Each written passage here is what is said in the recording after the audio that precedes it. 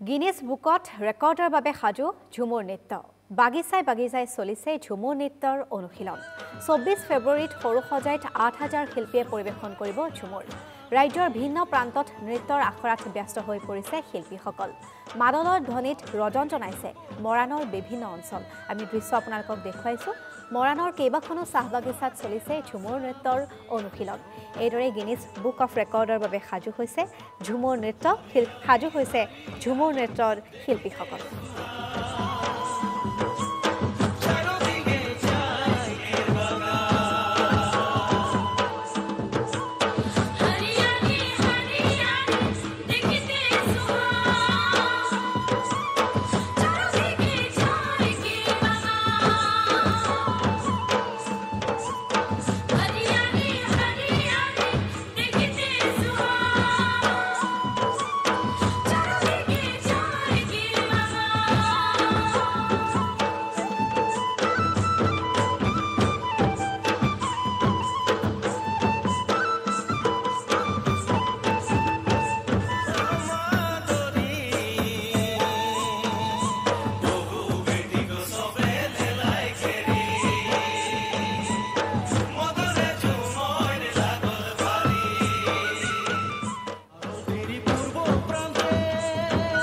আৰু ঝুমুৰ নৃত্যৰ অনুষ্ঠান আমি আপোনালোকক দেখুৱালো যেহেতু গিনিজ বুক অফ ৰেকৰ্ডৰ বাবে সাজু হৈ উঠিছে ঝুমুৰ নৃত্য সাজু হৈছে শিল্পীসকল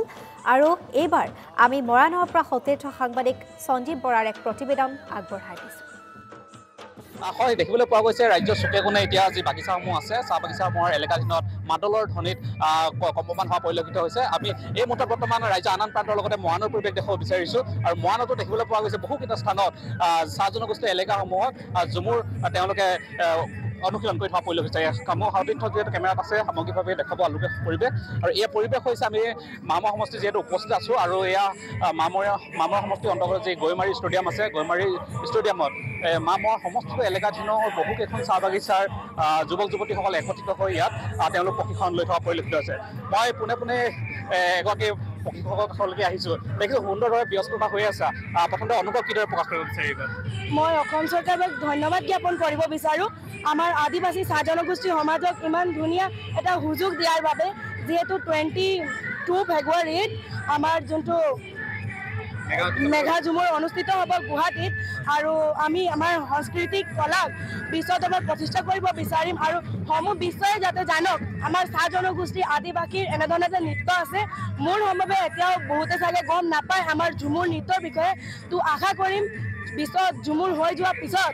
সকলো বিশ্বই যদি জানে আমাৰ সংস্কৃতি আমাৰ কলাক সন্মান আৰু মৰম চেনেহ দি আগবঢ়াই নিয়ে যাতে এটা ঐতিহাসিক ক্ষণৰ বাবে তোমালোক গৈ আছা যে সাক্ষী হ'বা নতুন প্ৰজন্ম হিচাপে তোমালোকৰ এই জাতিটো হৈ এগৰাকী যুৱতী হিচাপে কেনেধৰণে উপলব্ধি কৰিবা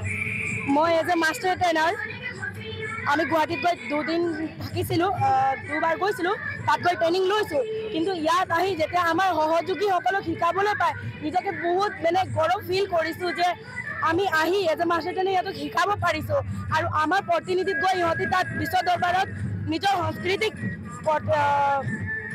মানুহৰ আগত দিব আগবঢ়াব তো মই নিজে বহুত ফূৰ্তি আৰু আমাৰ সহকৰ্মী মাষ্টাৰ ট্ৰেইনাৰ আমাৰ সমাজ জাতি সংস্কৃতি সকলো তৰফৰ পৰা মই অসম চৰকাৰক বহুত ধন্যবাদ জ্ঞাপন কৰিছোঁ যুৱতী কিমান আছে ঝুমুৰ শিল্পী 150 আছে ল'ৰা 48 এগৰাকী প্ৰশিক্ষকৰ দায়িত্বটো গ্ৰহণ কৰি থকা মাষ্টাৰ ট্ৰেইনাৰ তেওঁৰ মন্তব্য ইতিমধ্যে প্ৰকাশ কৰিছে মই সামগ্ৰিকভাৱে দেখুৱাই আছোঁ দৃশ্য দেখুৱাইছোঁ আৰু এইদৰে দেখিবলৈ পোৱা গৈছে তেওঁলোকে নিজৰ জনগোষ্ঠীয় পৰম্পৰাগত যি নৃত্য প্ৰদৰ্শনৰ বাবে ব্যস্ত হৈ আছে মই আপোনাৰ কাষলৈকে আহিছোঁ আপুনি যিহেতু পৰিদৰ্শনৰ বাবে আহিছে উপস্থিত হৈ কেনেধৰণে ক'ব আৰু এই অনুষ্ঠানটোৰ বিষয়ে আচলতে এয়া অসম চৰকাৰৰ উদ্যোগত এইটো অতি সুন্দৰ অনুষ্ঠান বিশেষকৈ অসম চৰকাৰৰ মাননীয় মুখ্যমন্ত্ৰী ডক্টৰ হিমন্ত বিশ্ব শৰ্মা দেৱৰ নেতৃত্বত তেখেতৰ আন্তৰিকতাত তেখেতৰ উদ্যোগত আগন্তুক 24 ফেব্ৰুৱাৰী গুৱাহাটীৰ সৰু সজাই ষ্টেডিয়ামত ভাৰতবৰ্ষৰ মাননীয় প্ৰধানমন্ত্ৰী নৰেন্দ্ৰ মোদী ডাঙৰীয়াৰ উপস্থিতিত আমাৰ এই মেগা ঝুমৰ অনুষ্ঠানটো উপস্থাপন কৰা হ'ব আৰু এই আমাৰ যি মেঘা ঝুমৰৰ যিটো এক্সপাৰ্ট কমিটি বনোৱা হৈছে এক্সপাৰ্ট কমিটিৰ প্ৰতিনিধি হিচাপে মই আৰু এখেত ৰমেশ বাস্কে আমি দুইজন আজি ইয়াত উপস্থিত আছোঁ। কেৱল ইয়াতে বুলিয়ে নহয়, আমি সোণাৰীৰ হালকাঠনি